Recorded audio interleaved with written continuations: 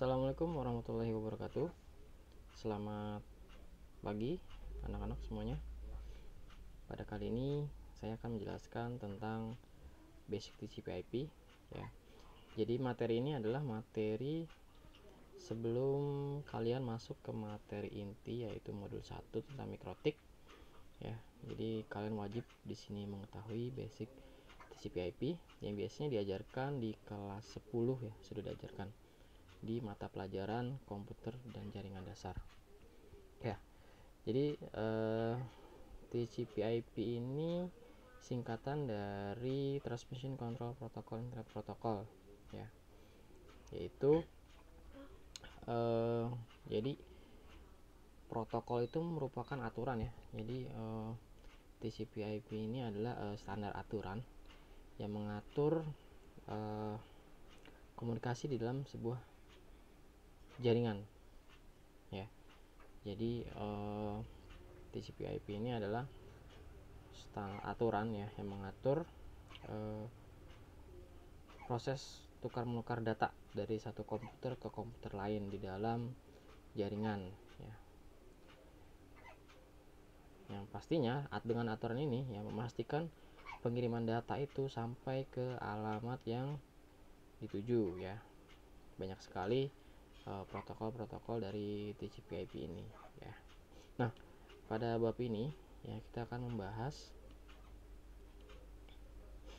layer, paket header, MAC address, IP address dan subnetting, IP protocol, basic networking, DNS dan gateway. Ya, jadi sekarang ini ya kita hampir menggunakan internet ya. Hampir seluruh kita itu menggunakan internet ya. Yang kita tahu adalah HP kita sudah bisa langsung mengakses facebook.com, google.com, dan juga domain-domain lainnya ya, atau website-website lainnya ya. Tapi jika kalian lebih dalami lagi ya, ada apa sih di belakang itu ya. Nah, ini merupakan gambaran dari topologi internet ya. Nah, ini artinya bercabang sekali ya. Cabang banyak ya. Jadi ada jutaan host di mana mereka itu harus bisa berkomunikasi satu dengan yang lainnya. Nah, TCP/IP tadilah yang menjadi standar ya, aturan komunikasi dari satu host ke host yang lainnya.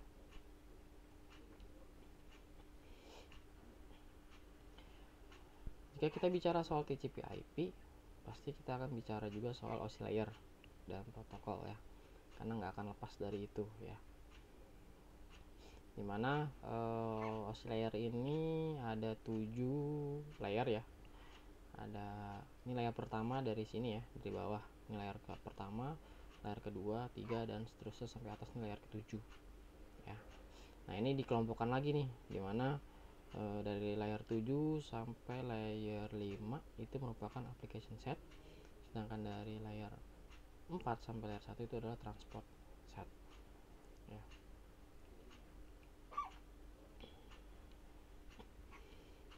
Nah, ini aplikasi atau protokol-protokol ya di setiap layernya. Di layer aplikasi ini adalah layer yang langsung berhadapan dengan user interface ya, atau manusia kita ya, user. Dimana di dalam layer ini tuh ada protokol SMTP, HTTP, FTP, dan seterusnya ya.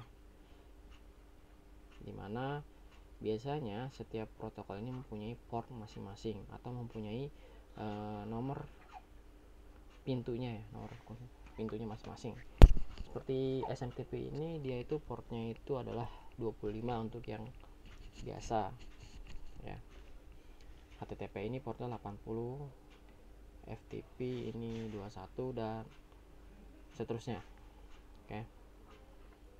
Nah,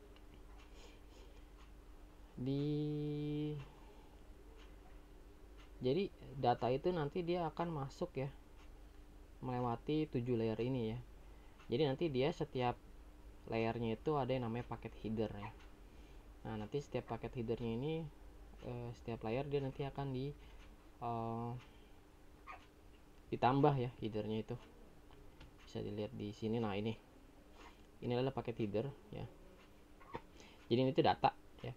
Jadi kalau misalnya data itu masuk ke internet ya, jaringan, maka dia akan ditambahkan header. Header ini ibaratnya itu kayak nah ini contohnya, source IP address ini adalah sumbernya ya, alamat.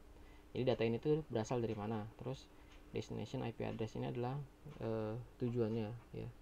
Jadi data ini mau dikirim kemana. Kemudian ada ini adalah versi 4, ini IP header length ya, panjang IP headernya.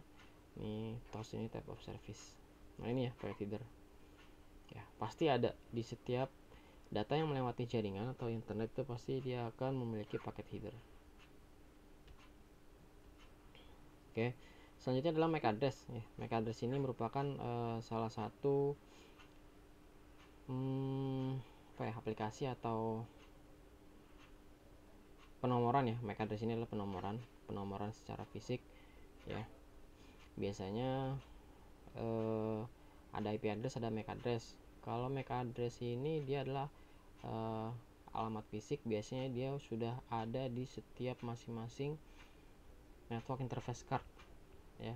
Jadi MAC address ini dia biasanya udah ada di masing-masing network interface card penomorannya. Jadi nggak berubah-ubah ya, statik dari bawaannya nih, dari misalnya kayak HP Samsung, ya udah berarti dari Samsungnya langsung yang memberikan penomoran MAC address ini ya. Atau misalnya dia laptopnya itu Lenovo, nah langsung dari Lenovo-nya yang memberikan penomoran MAC address ya. MAC address ini singkatan dari Media Access Control. Nah ini ya, jadi digunakan sebagai identitas yang unik dari setiap interface hardware yang merupakan identitas untuk berkomunikasi di OSI layer 2. Jadi MAC address ini dia fungsinya untuk berkomunikasi di layer 2 ya, kalau di dalam OSI itu. Nah ini tadi yang sudah dibilang bahwa sebagian bit merupakan identitas pabrik pembuat hardware ya. Nih kita ambil contoh sini ya. Jadi MAC address itu dia ada jumlahnya adalah 48 bit heksadesimal ya. Ini ya, ini berjumlah 48 bit.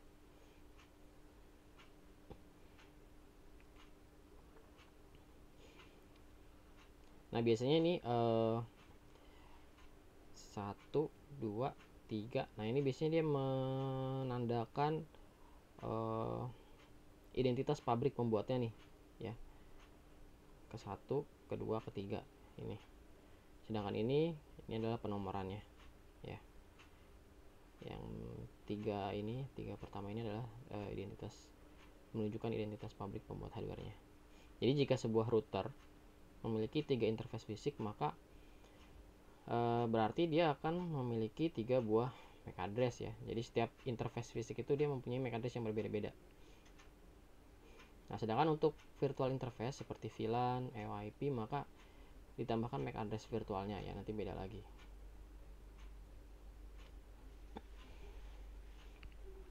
Oke, selanjutnya IP address. Jadi IP address ini adalah sistem pengalamatan setiap host yang terhubung ke jaringan. Saat ini IP address yang banyak digunakan adalah IP versi 4 ya, seperti yang ada di komputer masing-masing ya.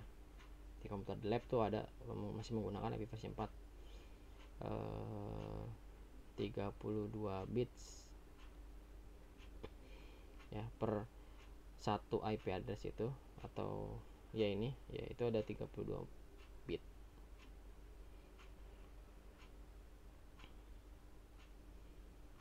Ada sekitar 4 miliar host ya yang ada. Nah ini ya, ini oktet pertama, kedua, ketiga, keempat ya. Jadi 32 bit ini dibagi menjadi 4 oktet, dimana setiap oktetnya ini terdiri dari 8 bit. 1, 2, 3, 4, 5, 6, 7, 8 ya, ada 8 bit ya. Ya kalian sudah belajar tentang biner, dimana sebenarnya asal dari IP ini ya, ini adalah desimal, itu sebenarnya bentuknya dari biner. Nah ini dihitung sebagai 1 byte ya. Jadi 8 bit itu adalah 1 byte, sehingga ya, karena ini ada 4 oktet jadinya adalah 4 byte untuk satu kesatuan IP address ini ya. Oke. Nah, terus biasanya di dalam IP address itu kita bisa melakukan pengelompokan ya. Pengelompokan IP address ini dilakukan dengan subnetting ya.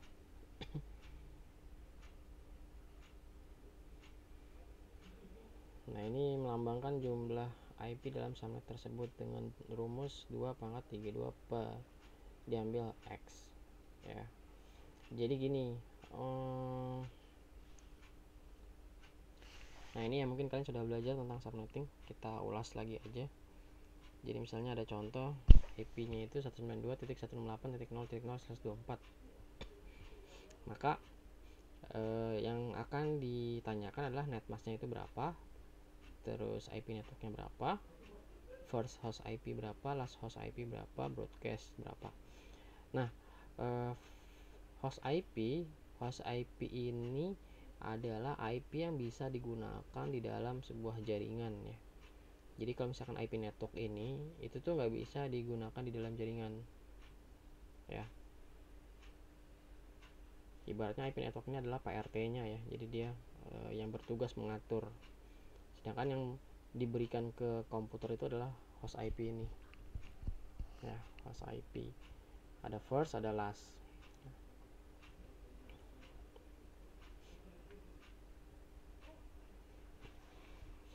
Nah, host IP ini adalah jumlah untuk mencari jumlah host IP, total IP di dalam subnet dikurang 2 itu artinya satu untuk network, satu untuk broadcast. Misalnya ada total IP nya itu adalah 256 ya, ini kan 256 nih, 124 ini total IP nya 256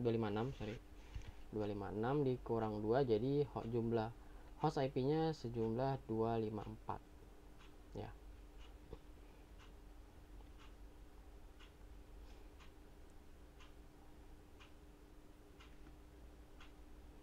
Nah, ini masih sama ya. Nah, ini prefix 25 ya. Prefix 25 ini jumlah total IP nya itu ada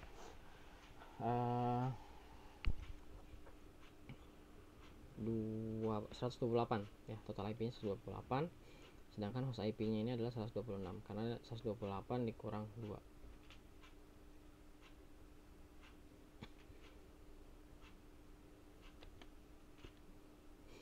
Nah, ini bisa kalian lihat tabel subnet untuk membantu ya. Jadi kalau prefixnya 24 itu berarti total IP nya adalah 256, IP yang bisa digunakan 254 ya. Begitupun di bawah ini ya, kalau prefixnya itu 25, netmasknya itu sekian 128, total IP yang bisa digunakan 128, total IP 128 dan yang bisa digunakan 126 dan seterusnya ya. Nah, ada lagi /32 ini biasanya digunakan untuk VPN ya, tunneling. Ini yang ini nih, 31 dan 32. Dimana klien itu cuma bisa dapat satu IP doang ya. Nah, selain itu ada juga public IP address dan private IP address. Public IP address itu jadi dia itu IP address yang dapat diakses di jaringan internet ya. Kita bisa mendapatkan public IP address dari dipinjami dari ISP ya, atau alokasi dari ITNIC ya. Nah, ini kalau yang ini biasanya kita kalau berlangganan gitu kan, berlangganan provider internet, kita biasanya dipinjami IP address public ya. Jadi yang di IP public ini IP yang dikenal di internet ya gitu. Jadi kalau misalkan mau berinternet tuh kita harus menggunakan IP public ya. Terus ada pertanyaan, terus selama ini kan HP kita itu apakah selalu IP public? Nah, itu biasanya ada yang IP public, ada juga yang privat ya. Nah, sedangkan kalau IP privat ini adalah IP address yang diperuntukkan untuk jaringan lokal. Jadi dia itu tidak dapat diakses di jaringan internet. Ya. Nah, biasanya kalau untuk agar dapat si IP privat ini bisa internetan, biasanya dia menggunakan router dan gateway. Ya, jadi router ini nanti yang akan bertugas untuk menjembatani antara public IP address dan private IP address. Jadi kalau misalkan kita di jaringan lokal, kayak misalnya di lab, kita menggunakan IP address privat. Selain itu ada lagi IP address khusus lainnya, ya. Yang sering itu biasanya localhost, ini segini IP-nya 127.0.0.1, ya. Terus multicast 224, ya. Terus local link, DHCP error nih biasanya kalau misalkan kita nggak berhasil setting IP address di komputer, ya, atau misalnya masih kosong dan nggak ada DHCP servernya, ini maka dikasih nanti IP address segini, ya. Nah, ini masih banyak lagi, ya. Bisa dilihat nanti di sini, dibaca lagi. Nah, ini ya untuk lebih jelasnya.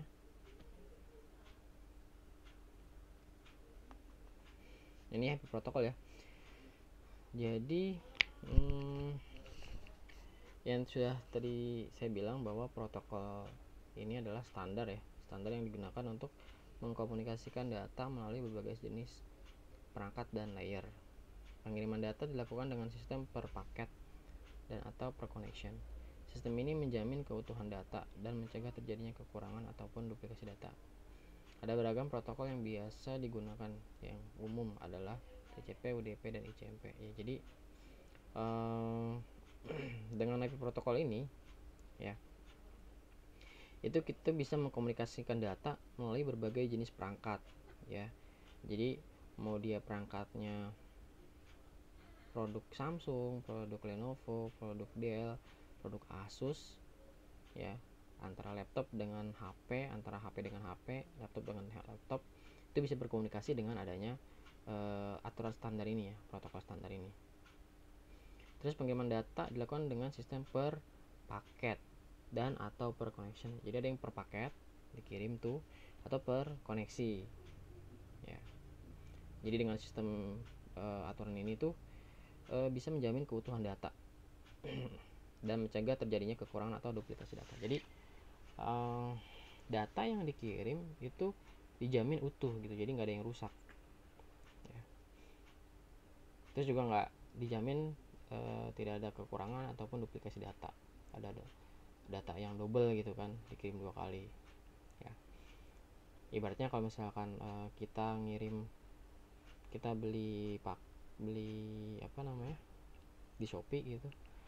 Nah, nanti jika paketnya sudah dikirim ke rumah kita itu, maka ya paketnya utuh gitu, nggak rusak. Nah, inilah tugas dari si IP protokol.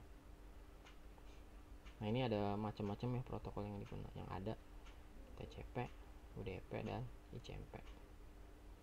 Kalau kita biasanya ngeping tuh, nah ini pakai protokol ICMP, ping IP address sekian, atau ping domain. Nah, ini protokol ICMP. Nah, ini ya tadi ICMP itu singkatan dari Internet Control Message Protocol, ya. Biasanya ICMP ini digunakan untuk pengecekan jaringan, ya. Jadi kita ingin tahu nih jaringan kita itu error atau enggak, bisa diakses atau enggak. Nah, ini menggunakan protokol ICMP. Jadi prinsip kerjanya itu host akan mendeteksi apabila terjadi permasalahan transmisi dan membuat ICMP message yang akan dikirimkan ke host asal.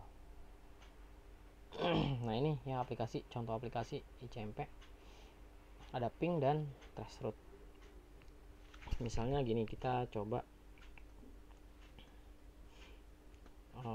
contohnya, ya, ping www.google.com, ya. Nah, ini adalah contoh dari aplikasi ICMP. Terus misalkan traceroute, kalau di ini saya pakai Linux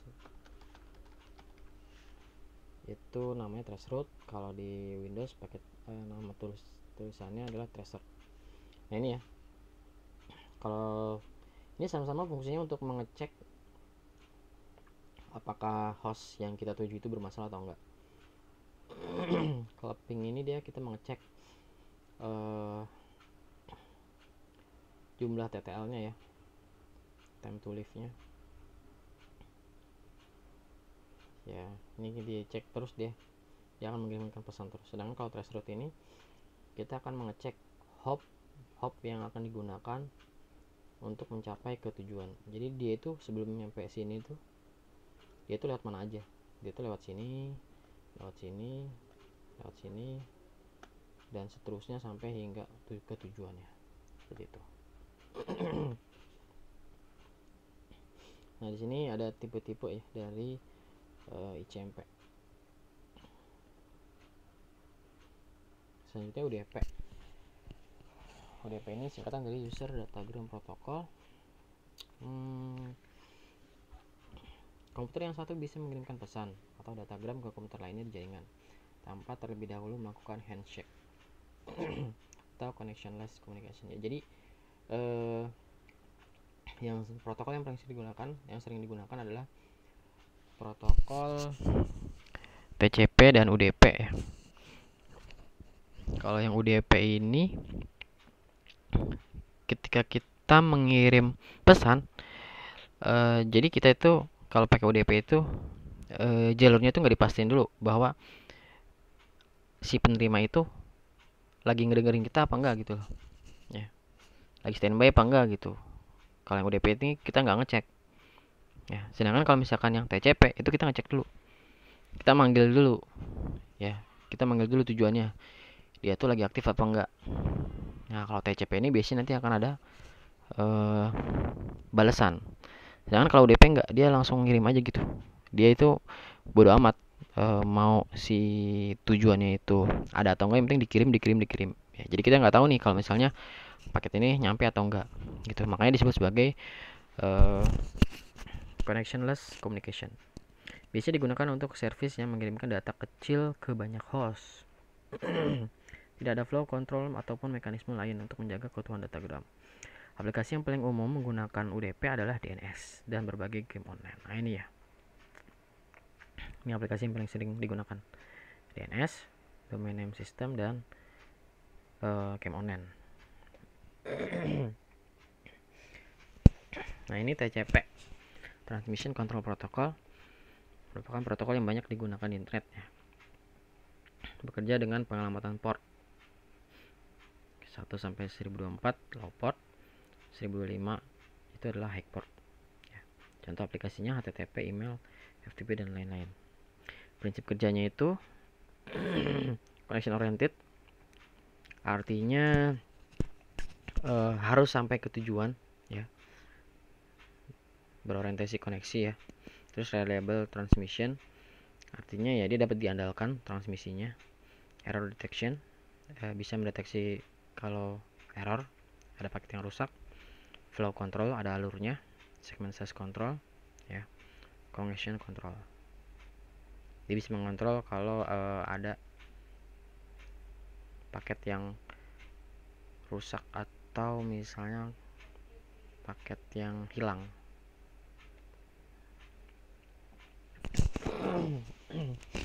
Nah, ini ya prinsip kerja TCP. Jadi TCP ini adalah connection oriented ya. Jadi sebelum kita ngirim data itu kita mastiin dulu koneksinya itu ada, dimana dikenal dengan proses handshake. Nah, nih contohnya kita dari klien ke server nih. Proses pertama adalah SYN ya, jadi si kliennya dia akan mengirim paket SYN. Ibaratnya kayak gini, hei server, lagi aktif enggak? Gitu. Nah, setelah itu server ini dia akan mengirim balasan, ada nih, saya lagi aktif nih ya. Terus langsung kliennya bilang lagi nih di ACK, oh ya udah, ini saya mau ngirim data, langsung dikirim server. Nah, setelah ini maka akan terjadilah jalur komunikasi. Setelah itu, setelah terjadi jalur komunikasi, maka paket pun akan dikirim. Nah, ini ya tadi sudah disebutkan ya.